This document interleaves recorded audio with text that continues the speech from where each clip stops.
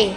Assalamualaikum warahmatullahi wabarakatuh. Waalaikumsalam.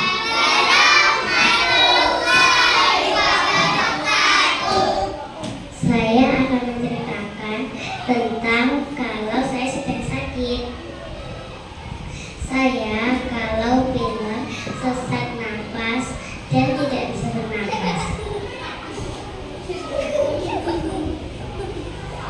Dan saya kalau batuk, kepala saya terasa pusing dan tenggorokan saya gatal. Dan kalau saya sedang panas dalam, saya akan muntah dan merasa tidak enak badan.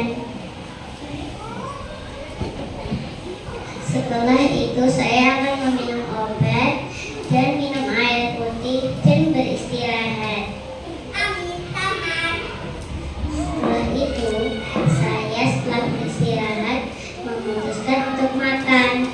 Setelah makan saya beristirahat lagi dan saya pun